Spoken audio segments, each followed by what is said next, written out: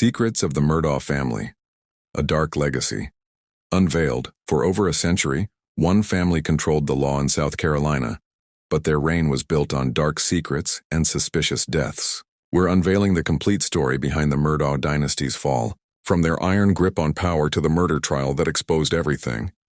It begins with a voice, calm but haunted, echoing through the stillness of South Carolina's low country, a place where the air feels heavy with secrets, and the rivers seem to remember everything.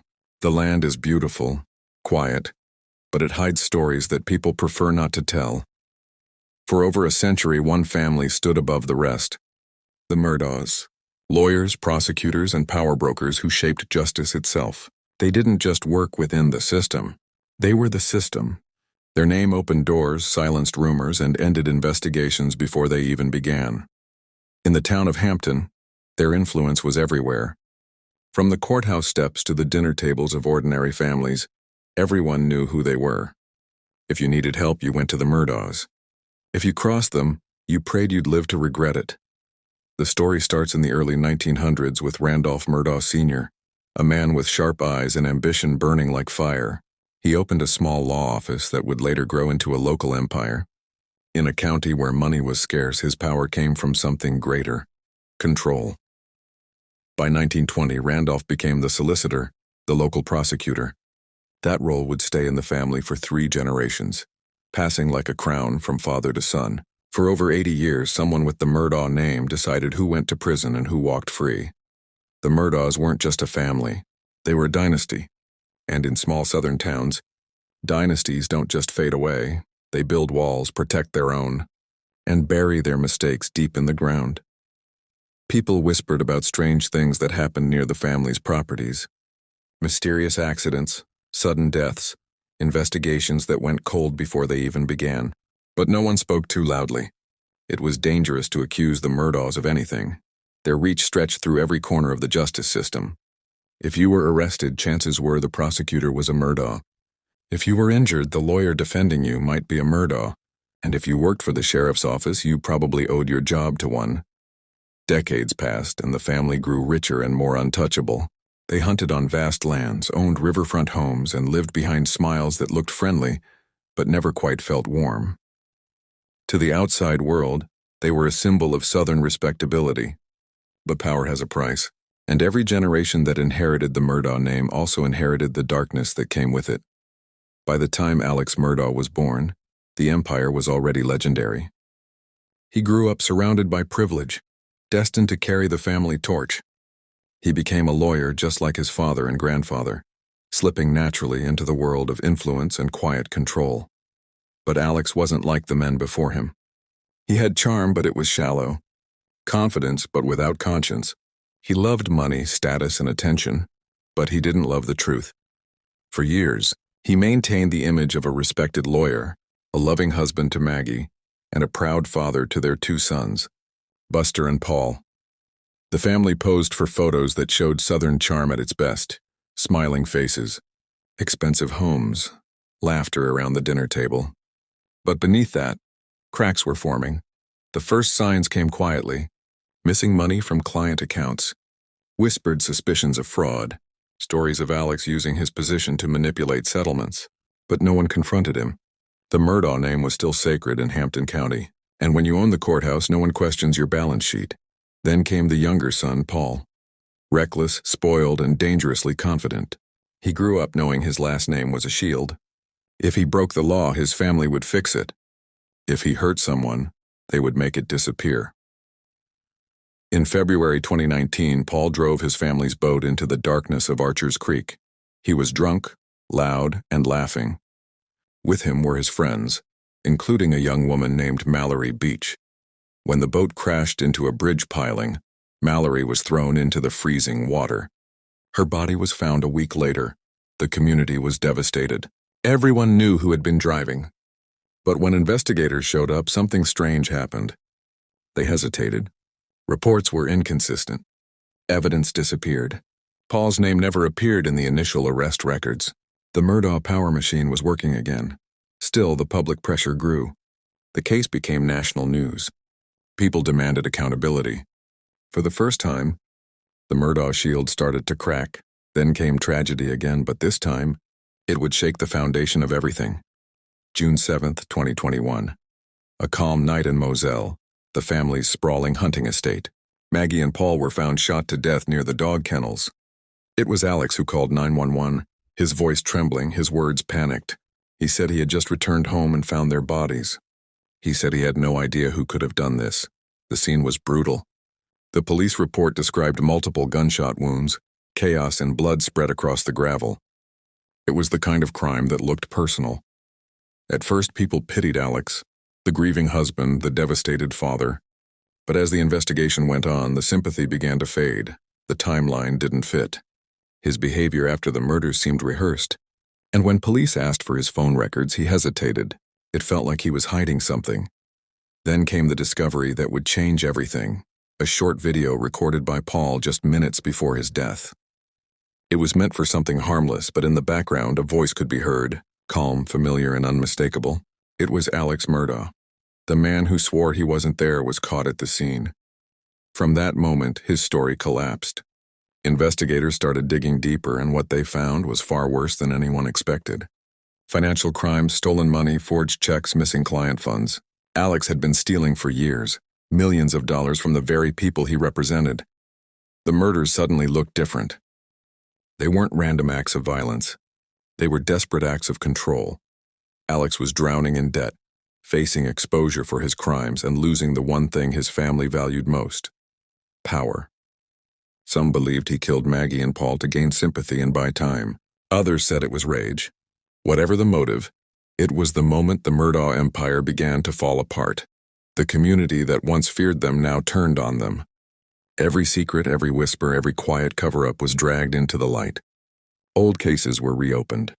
People began to talk about other deaths connected to the family. Their housekeeper, Gloria Satterfield, found dead after a mysterious fall. Stephen Smith, the teenager whose suspicious death had been buried for years. The web of lies that took a century to build was unraveling, and Alex was at the center of it. But this was only the beginning.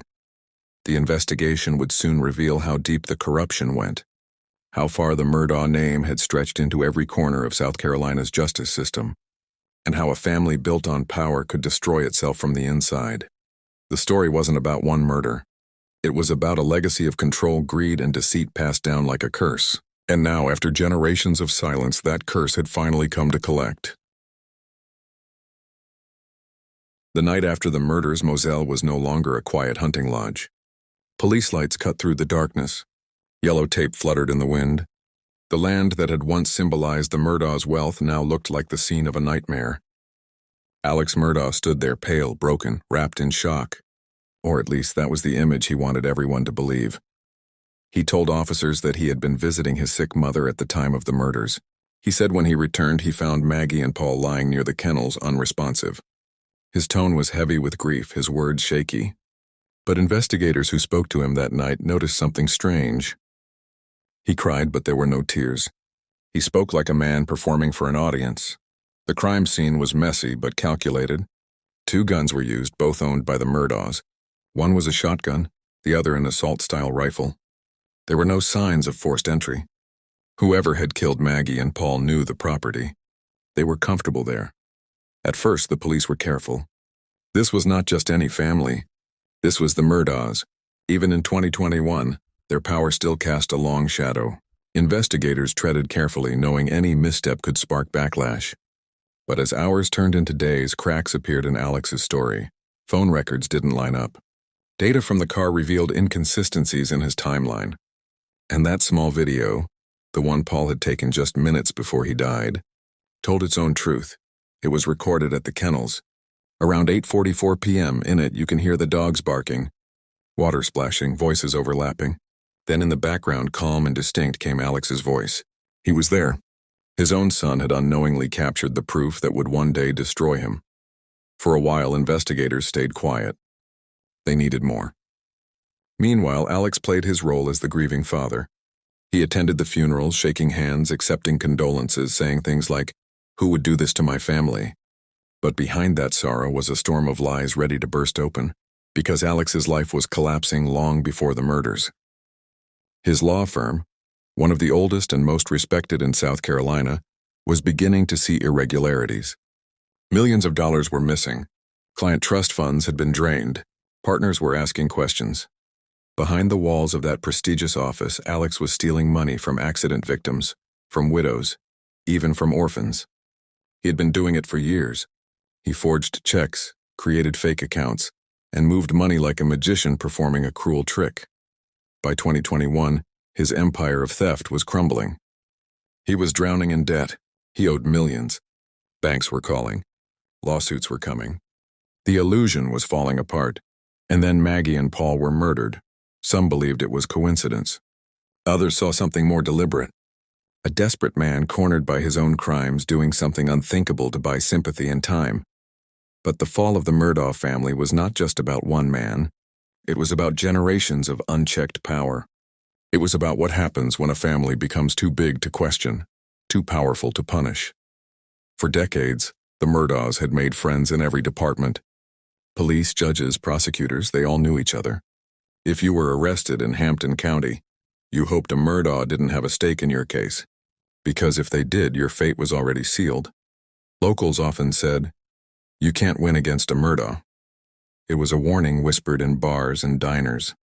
A quiet truth people had accepted for nearly a century, but that truth was now cracking apart. The media began circling the story. First local papers, then national outlets. Suddenly, everyone wanted to know who Alex Murdaugh really was. And as the spotlight grew brighter, more bodies surfaced, figuratively and literally. The first was Gloria Satterfield, the Murdaugh's longtime housekeeper. In 2018, she supposedly tripped and fell on the front steps of their home, suffering fatal injuries. The story seemed simple, but when investigators re-examined it, it made little sense. No official accident report, no autopsy, and most strangely, the family claimed Gloria mentioned the dogs as the cause just before she died, something no one could verify after her death. Alex convinced Gloria's sons to file a wrongful death claim against him, promising to help them get an insurance payout. They trusted him. But when the settlement came through, Alex kept every penny. Over $4 million. Gloria's sons got nothing. Then came the case of Stephen Smith.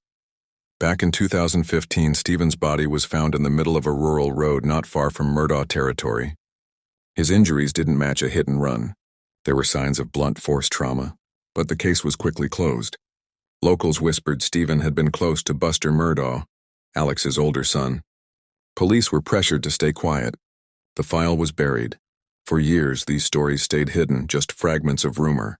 But now, with Maggie and Paul gone and Alex under suspicion, every buried truth started clawing its way to the surface. As investigators dug deeper, they saw the pattern: money, manipulation, and a trail of unexplained deaths circling one powerful name. Then, in September 2021, the story took another bizarre turn. Alex Murdaugh was shot in the head while changing a tire on a rural road. He survived. At first, he said a stranger had pulled up and fired at him. The community was stunned. First his family, now him. But the truth came out fast.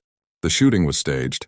Alex had hired a man named Curtis Smith to kill him, so his surviving son Buster could collect $10 million in insurance money. The bullet barely grazed him. The plan failed, and with that failure, the mask finally fell off. The man who once prosecuted others was now the criminal. The man who had controlled the system now faced it. Police arrested him not for the murders yet, but for fraud and conspiracy. Then came the financial charges, over 100 counts, each one a small piece of a giant puzzle showing how Alex had built his fortune on deceit. But beneath all of that, investigators kept circling back to Moselle, to Maggie and Paul. Why were they killed? Was it revenge, panic, or cold calculation?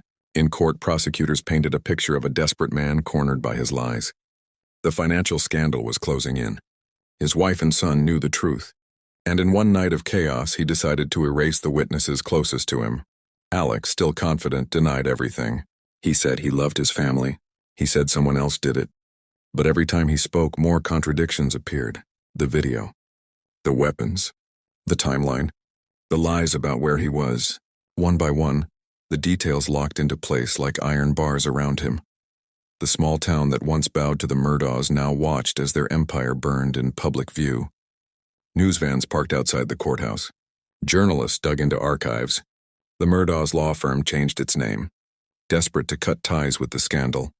Alex Murdaugh, the man who had once controlled the law, was now being devoured by it. And yet, even as his world crumbled, there were still whispers of something bigger. Unanswered questions, hidden players, the sense that not every secret had been exposed, because when a dynasty falls, it doesn't collapse cleanly. It unravels, slowly, painfully, piece by piece. The Murdaugh legacy was not done haunting South Carolina. The trial was coming. And with it, every lie, every secret, and every dark corner of their power was about to be laid bare for the world to see. The courthouse in Walterboro, South Carolina, stood like a relic of the past. Red brick walls, tall white columns, and the kind of Southern charm that hid decades of silent judgment. But this time the place wasn't filled with routine hearings or small-town disputes. It was about to host the most talked-about murder trial in modern American history. People came from across the country to see it. Some were locals who had lived their entire lives under the Murdaugh shadow. Others were reporters, camera crews, and true crime followers drawn by the scandal. For the first time in a century, the Murdaugh name didn't command respect. It drew curiosity, disbelief, and anger. Alex Murdaugh walked into court in a dark suit. His once confident posture was replaced with something else. Fatigue, maybe fear, or maybe just the weight of exposure. He had been stripped of everything that once defined him: his job, his money, his reputation, and the illusion of control. But even now there was something about him that felt manipulative. A man used to talking his way out of anything, still believing words could save him. The prosecution was clear and methodical. They didn't just want to prove Alex killed his wife and son. They wanted to show how decades of power and deceit led to that night at Moselle. They wanted the jury to see not just a killer, but a dynasty collapsing under its own lies. They began with motive. Alex's financial empire was falling apart. He was weeks away from being exposed as a thief. His law firm had confronted him about missing money, and his secrets were piling up. The murders, prosecutors said, were his desperate attempt to distract from his crimes. If Maggie and Paul were killed, the sympathy would shield him. Investigations would slow. He would regain control. Then came the evidence. The video. The timeline. The weapons. Every piece pointed back to one man. Paul's cell phone video became the centerpiece of the trial. When the courtroom played it, the room fell silent. The sound of barking dogs filled the air. You could hear Paul's voice, Maggie's voice, and then, unmistakably, Alex's voice. Calm, familiar, casual. It was 8:44 p.m., just minutes before the murders.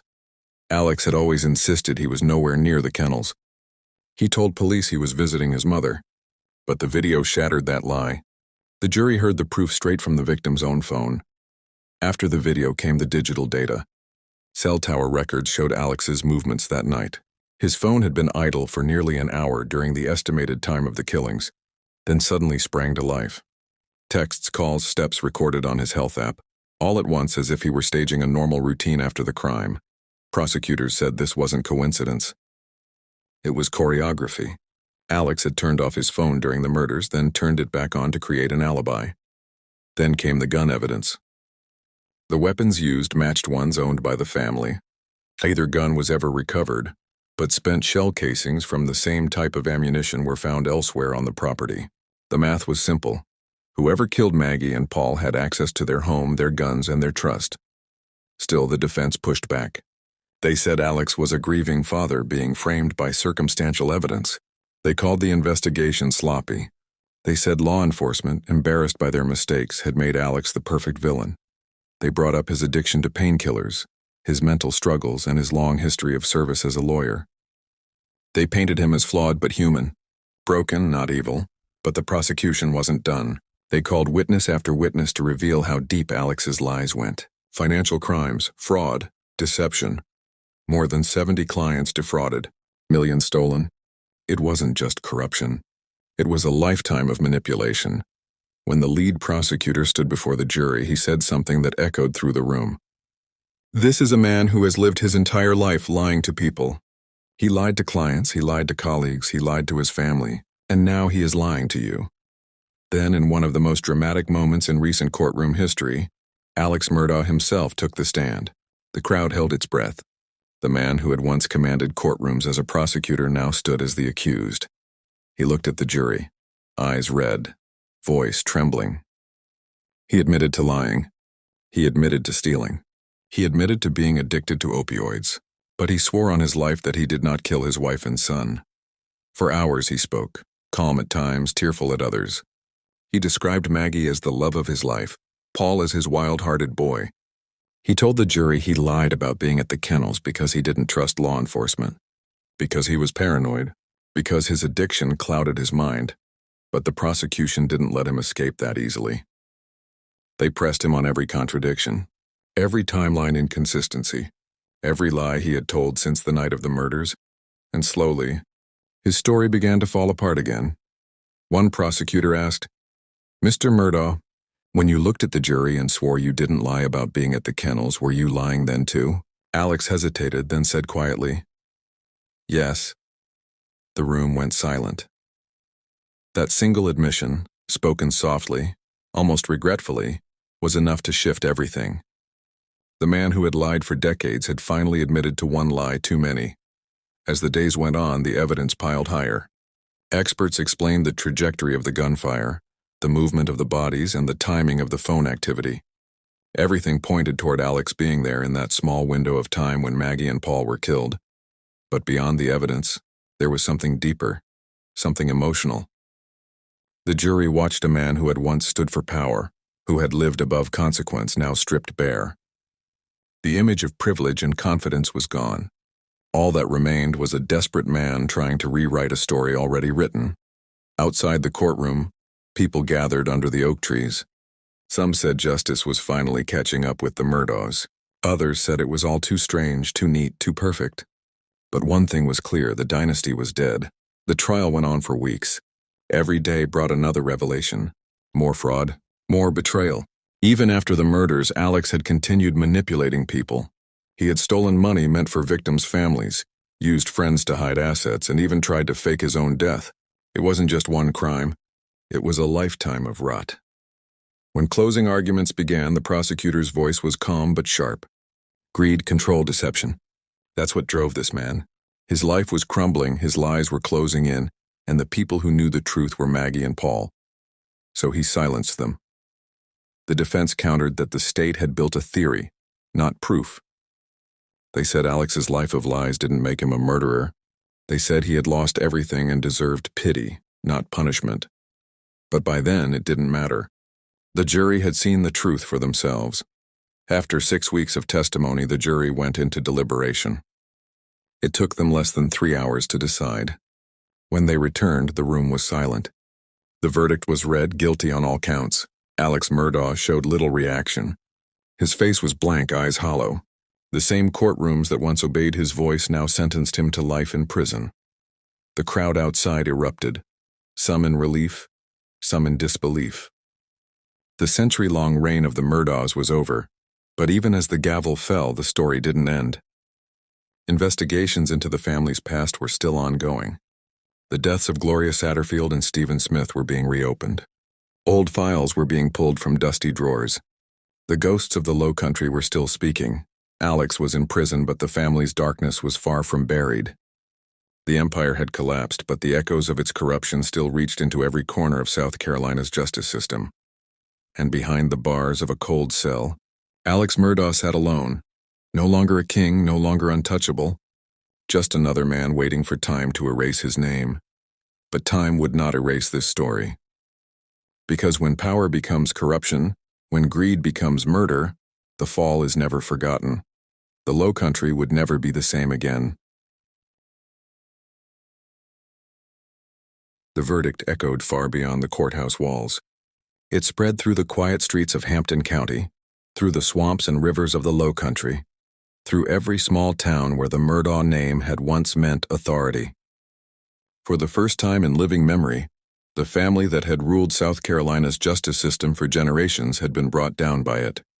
Outside the courthouse, cameras flashed as Alex Murdaugh was led away in handcuffs. The same red hair that once made him recognizable at charity events and legal conferences was now the face of a convicted murderer. The people watching were silent.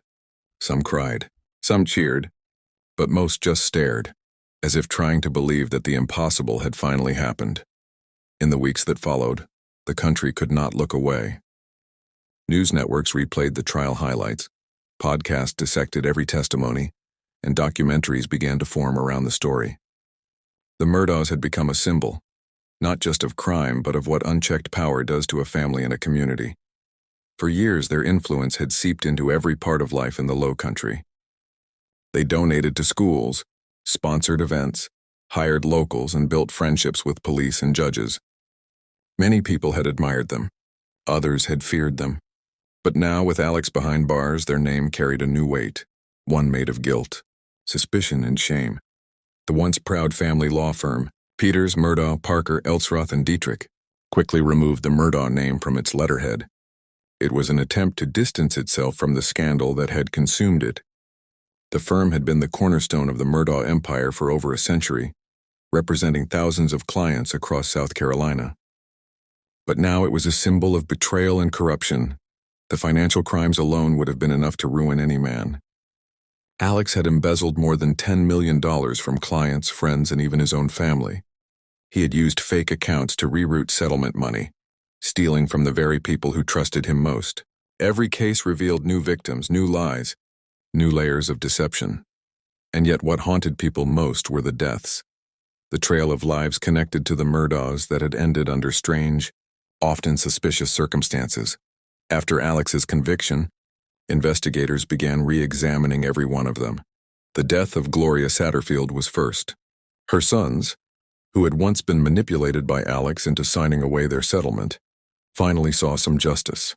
The insurance company sued Alex to recover the stolen funds, and the Satterfields received a portion of what was rightfully theirs. But no amount of money could erase the questions surrounding her death. Why had no coroner ever filed a report? Why had her body never been autopsied? And why did Alex, almost immediately after her fall, speak to insurance adjusters himself, guiding the process that made him millions? Then came the case of Stephen Smith. His death had been buried under layers of silence since 2015. After the trial, the South Carolina Law Enforcement Division reopened the investigation, officially naming it a homicide.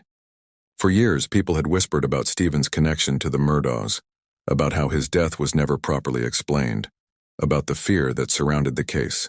Now, for the first time, there was hope that his story would be told truthfully. But beyond the murders and the money, there was something deeper, something more unsettling. It was the way power had shaped the community. In Hampton County, people had grown used to looking the other way. When a Murdaugh's name appeared in a report, the document often disappeared. When someone complained about unfair treatment, no one listened. For generations, the family's authority had been accepted as normal. It had become part of the landscape, like the moss on the trees or the still water in the marshes. Now, that illusion was gone. The courthouse, once a stage for the Murdaughs' victories, had become the site of their public humiliation. But it wasn't just the end of a dynasty. It was the beginning of a reckoning. Judges, officers, and local officials faced questions about their relationships with the family. Old cases were reopened. Reporters dug through archives that no one had touched in decades. One by one, pieces of the puzzle emerged, painting a picture of a system that had long served power instead of truth. In the months after Alex's sentencing, new charges continued to appear: fraud, money laundering, tax evasion. It became clear that even from prison, his crimes were still being uncovered. The prosecutors called it the most complex criminal web in South Carolina's history. Alex was transferred to a maximum security prison, where he began serving his life sentence. Gone were the tailored suits, the courtroom confidence, and the easy charm. In their place was a gray uniform, cold concrete, and silence. Inside his cell, he received letters from strangers. Some expressed sympathy, others called him a monster. He read them all, but the world outside moved on, leaving him behind as a relic of greed and arrogance. Meanwhile, his surviving son, Buster, tried to live quietly, avoiding the spotlight that had once shone on his family. But even he couldn't escape the shadow of the name. Reporters followed him. Documentaries speculated about his past. Every move he made was dissected, every friendship questioned. The sins of the father had become the burden of the son. For South Carolina, the fall of the Murdaughs was more than a crime story. It was a mirror. It showed how easily power can twist justice, how silence can protect corruption, and how truth, no matter how deeply buried, always finds a way to surface. The people of the Low Country began to talk openly for the first time. Old secrets came out. Stories that had been whispered in kitchens and bars were now spoken aloud. The fear that once protected the Murdaughs had finally faded, but some still asked a difficult question. If Alex hadn't been caught on video, would justice ever have come? Would the system that served the Murdaughs for generations have ever turned against them? That question lingered in the humid air, unanswered. Because even though Alex Murdaugh had been convicted, the system that allowed his family's power to thrive for a century remained. The alliances, the favors, the unspoken rules, they didn't disappear overnight. It was as if the soil of the Low Country itself held the memory of corruption, absorbing it, feeding it, waiting for the next name, the next family, the next story, but this time people were watching. This time the illusion had shattered. Alex's trial became a warning to anyone who believed they were untouchable. His family's story became a lesson written in headlines and documentaries. Power without conscience always ends in ruin. At the heart of it all was one simple truth. The Murdaughs believed they owned justice. But justice, slow and silent, had been watching all along, and when it finally arrived, it took everything from them. The story of the Murdaugh family became more than a crime. It became a reflection of how far privilege and corruption can reach when left unchecked. What had begun as a local scandal turned into a national obsession. It revealed not just the downfall of one man, but the decay of an entire system built on silence and influence. The news didn't stop after Alex's conviction. Every week new revelations surfaced. Financial records, testimonies, and hidden accounts. Each discovery painted a clearer picture of how deeply Alex had manipulated everyone around him. He hadn't simply stolen money. He had exploited trust itself, using people's grief and pain for profit. Lawyers who once worked beside him said they had never suspected the scale of his deception. Clients who had lost loved ones in accidents realized the settlements they received had been gutted. The Murdaugh legacy, once seen as a pillar of justice, now symbolized betrayal. Outside South Carolina, people began to recognize the pattern. The story wasn't just about the Murdaughs. It was about power, about how easily one family can twist justice when no one dares to say no, about how wealth and charm can disguise rot until tragedy forces it into the light. The media turned the case into a modern parable. Documentaries, podcasts, and books appeared within months. Each tried to explain how it had all gone so wrong. But the truth was simple. The Murdaughs had lived for generations believing rules didn't apply to them. When that belief met reality, everything collapsed. In the Low Country, life moved slowly again. The rivers flowed as they always had, calm and indifferent. The courthouses reopened for ordinary cases. But something had changed. The spell of the Murdaugh name was broken. People spoke openly now about what they had always known but never dared to say. The local police began reviewing cases connected to the family. Files that had gathered dust for decades were reopened. Investigators re-examined autopsy reports, property records, and insurance claims. Slowly, piece by piece, the truth that had been buried under generations of influence began to surface.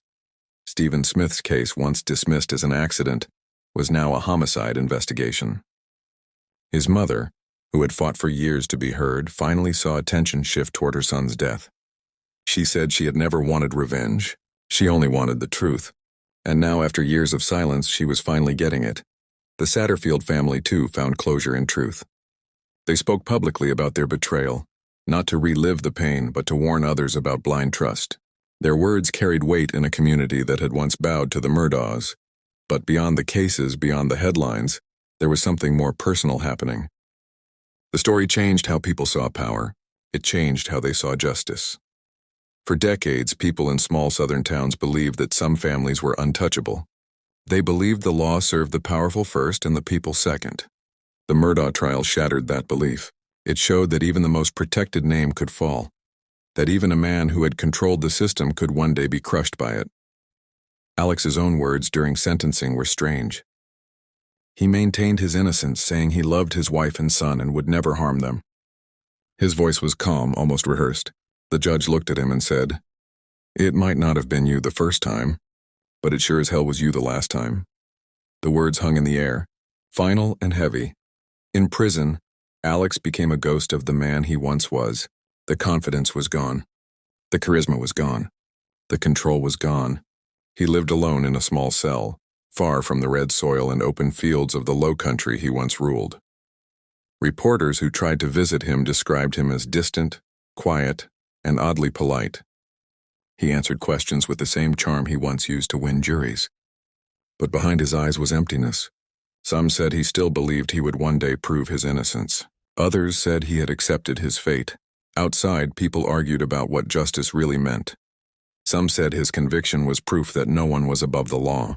Others said it came too late, that the system had protected him until it no longer could. Both were right. The Murdaugh story left scars on South Carolina's justice system. It exposed a culture of favoritism, where personal connections mattered more than evidence. It forced the state to confront uncomfortable truths about class, privilege, and power. It reminded everyone that justice must be earned, not inherited. In the end, what destroyed the Murdaughs wasn't one lie. It was the accumulation of thousands of small ones. Lies told to clients, to friends, to family, and finally to the world. Each lie was a thread, and when one snapped, the entire fabric unraveled. There is a saying in the Low Country that everything hidden eventually comes back with the tide. That's what happened here. The truth buried for generations rose slowly, pulled by something greater than power or fear. It rose because it had to. Today, the old Murdaugh estate in Moselle sits quiet. The kennels are empty. The grass has grown tall. The laughter and shouting that once filled those fields are gone. The place feels heavy, as if the land itself remembers. People still drive by sometimes. They slow down, look through the trees, and think about what happened there. Not just the murders, but everything that led to them. The greed, the arrogance, the belief that consequences were for other people. The story of the Murdaughs is a warning now. A reminder that power built on lies always collapses, that control built on fear never lasts, and that no matter how strong a name becomes, truth will always outlive it. Alex Murdaugh's trial ended, but the story never truly closed. The echoes of his crime still ripple through courtrooms, through families who trusted him, through a community learning how to rebuild faith in justice. The Murdaugh dynasty began with ambition and ended with ruin. It spanned 3 generations of power, wealth, and secrecy. For a century, they ruled the law in South Carolina, and in the end, it was the law that destroyed them. Now, when people in the Low Country talk about justice, they no longer whisper. They speak clearly, knowing that silence is what allowed the darkness to grow. They know now that power without conscience is only a mask, and when it slips, the truth always waits beneath. The rivers of South Carolina keep moving, slow and endless, just like they did before the Murdaughs rose and fell. But the land will never forget. The story remains heavy and unforgettable, a dark legacy finally unveiled.